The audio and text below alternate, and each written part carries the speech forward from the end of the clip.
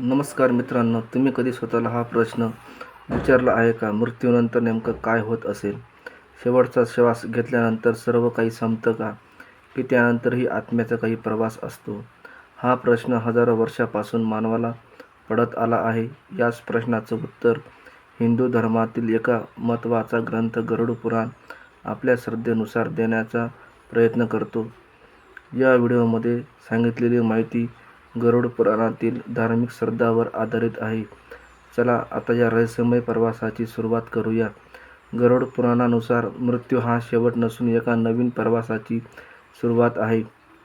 जेव्हा एखाद्या व्यक्तीचा शेवटचा श्वास संपतो तेव्हा त्याचा आत्मा शरीरापासून वेगळा होतो, असे या ग्रंथात वर्णन केले आहे. शरीर हे नश्वर आहे पण आत्मा अमर आहे, अशी हिंदू धर्मातील श्रद्धा आहे. म्हणूनच शरीर पृथ्वीवर राहते पण आत्मा पुढील प्रवासाला निघतो. असे मानले जाते की सुरुवातीला आत्म्याला आपण शरीर सोडले आहे याची पूर्ण जाणीव होत नाही. तो आपल्या घराजवळ, कुटुंबाजवळ किंवा परिचित ठिकाणी असल्यासारखा अनुभव घेतो, असे काही पारंपरिक कथनामध्ये वर्णन आहे. यावेळी कुटुंबियांनी केलेल्या प्रार्थना, श्रद्धांजली आणि धार्मिक विधी आत्म्याच्या शांतीसाठी केले जातात, अशी श्रद्धा आहे. यानंतर आत्म्याच्या पुढील प्रवासाची सुरुवात होते. हा प्रवास कसा असेल हे व्यक्तीने आयुष्यभर केलेल्या कर्मावर अवलंबून असते, असे गरुड पुराणात सांगितले आहे. जर व्यक्तीने सत्य, दया, सेवा, दान आणि धर्माचे पालन केले असेल तर त्याचा मार्ग अधिक शांत असल्याचे वर्णन आहे. पण जर आयुष्यात अन्याय, फसवणूक, हिंसा किंवा पाप कर्म केले असतील तर पुढील प्रवास कठीण असू शकतो, असे धार्मिक श्रद्धेत म्हटले जाते. मित्रांनो, इथे एक महत्त्वाची गोष्ट लक्षात घ्या. गरुड पुराणाचा उद्देश माणसाला घाबरवणे नाही, उलट आजचे कर्म उद्याचे भविष्य घडवतात, हा संदेश देणे हा त्यामागचा मुख्य हेतू मानला जातो.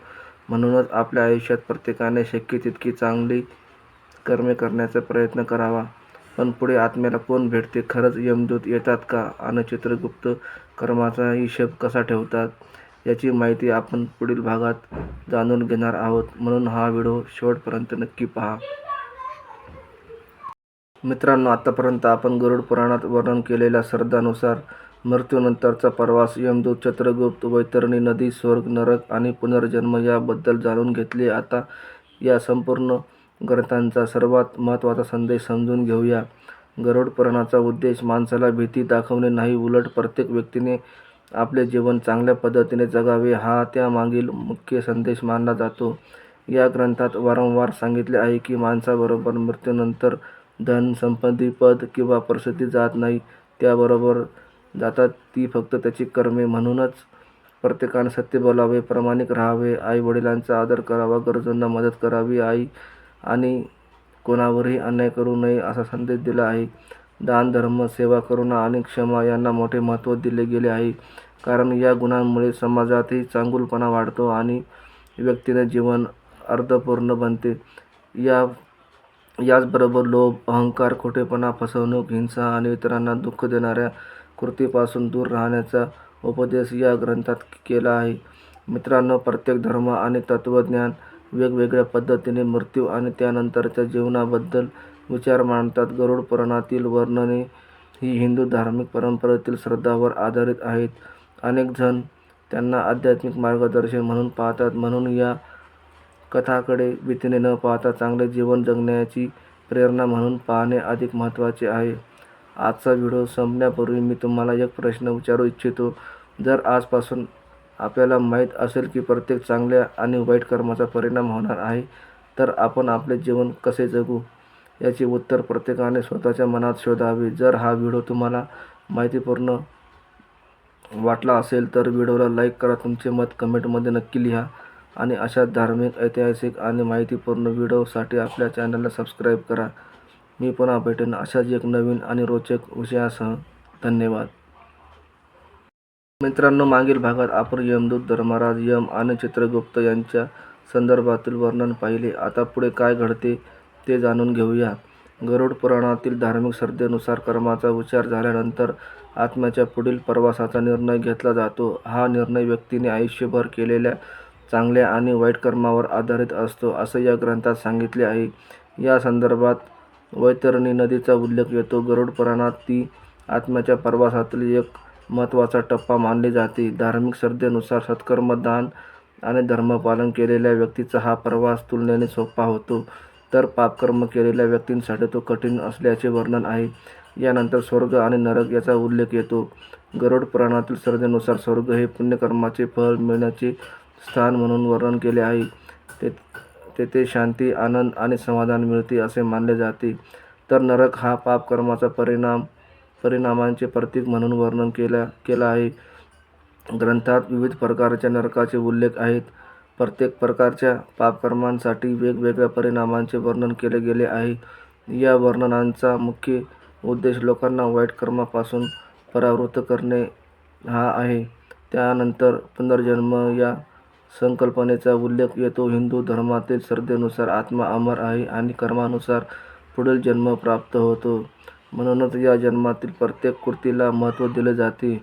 मित्रांनो, गरुड पुराणाचा एक अत्यंत महत्त्वाचा संदेश असा आहे की मनुष्याने आपल्या आयुष्यात सत्य, दया, प्रामाणिकपणा आणि सेवा यांचा मार्ग स्वीकारावा. एखाद्याला मदत करणे, आई-वडिलांचा आदर करणे, गरजूंना दान देणे, खोटे बोलणे टाळणे आणि इतरांना विनाकारण त्रास न देणे हीच खरी धर्माची वाट असल्याचे या ग्रंथात वारंवार सांगितले आहे. म्हणून गरुड पुराण केवळ मृत्यूनंतरच्या प्रवासाबद्दल सांगत नाही, तर आजचे जीवन कसे जगावे हेही शिकवते. पण या संपूर्ण ग्रंथांचा सर्वात मोठा संदेश नेमका काय आहे आणि चांगले जीवन जगण्यासाठी आपण काय करायला हवे, याचे उत्तर आपण शेवटच्या भागात जाणून घेणार आहोत. म्हणून व्हिडिओ शेवटपर्यंत नक्की पहा. मित्रांनो, मागील भागात आपण पाहिले की गरुड पुराणानुसार मृत्यूनंतर आत्म्याचा पुढील प्रवास सुरू होतो. आता या प्रवासात पुढे काय घडते ते जाणून घेऊया. गरुड पुराणातील श्रद्धेनुसार आत्मा शरीर सोडल्यानंतर त्याला यमदूत भेटतात. यमदूतांचे वर्णन धर्मराज यमाचे दूत म्हणून केले गेले आहे. असे मानले जाते की ते आत्म्याला त्याच्या कर्मानुसार पुढील प्रवासांसाठी घेऊन जातात. या वर्णनांचा उद्देश माणसाला घाबरवणे नसून प्रत्येक कर्माला महत्त्व आहे हे समजावून सांगणे हा आहे. यानंतर आत्मा धर्मराज यमाच्या दरबारात पोहोचतो असे सांगितले जाते. तिथे चित्रगुप्त याचा उल्लेख येतो. हिंदू श्रद्धेनुसार चित्रगुप्त प्रत्येक व्यक्तीच्या आयुष्यातील चांगल्या आणि वाईट कर्माचा लेखाजोखा ठेवतात. म्हणून कल्पना करा तुम्ही आयुष्यभर जे काही केले, कोणाला मदत केली, कोणाला दुखावले, सत्य बोललात की खोटे, प्रामाणिक राहिलात की फसवणूक केली, याचा संपूर्ण हिशेब तुमच्यासमोर ठेवला जातो असे या ग्रंथात वर्णन आहे. गरुड पुराणानुसार त्यावेळी पैसा, पद, प्रसिद्धी किंवा ताकद यापैकी काहीही उपयोगी पडत नाही. फक्त कर्मच तुमची खरी ओळख ठरवतात. ग्रंथात सांगितले आहे की ज्यांनी सत्य, दया, सेवा, दान आणि धर्माचे पालन केले त्यांना शुभ फळ मिळते अशी श्रद्धा आहे. तर लोभ, फसवणूक, अन्याय, हिंसा आणि इतरांना विनाकारण त्रास देणाऱ्या व्यक्तींना त्यांच्या कर्मानुसार परिणाम भोगावे लागतात असे वर्णन आहे. यातून एक मोठा संदेश मिळतो. जीवनात केलेले कोणतेही कर्म व्यर्थ जात नाही. प्रत्येक कृतीचे परिणाम असतात. मित्रांनो, आजच्या जीवनातही हा संदेश तितकाच महत्त्वाचा आहे. आपण कोणाशी कसे वागतो, आपल्या शब्दांनी कोणाला आनंद देतो की दुःख देतो, हेही आपल्या कर्माचा भाग आहे. म्हणूनच गरुड पुराण आपल्याला सतत चांगल्या मार्गावर चालण्याची प्रेरणा देते. पण कर्माचा निर्णय झाल्यानंतर आत्मा कुठे जातो, स्वर्ग म्हणजे काय, नरकाचे वर्णन कसे केले आहे आणि पुनर्जन्माचा याच्याशी संबंध काय, याबद्दल आपण पुढील भागात सविस्तर जाणून घेणार आहोत.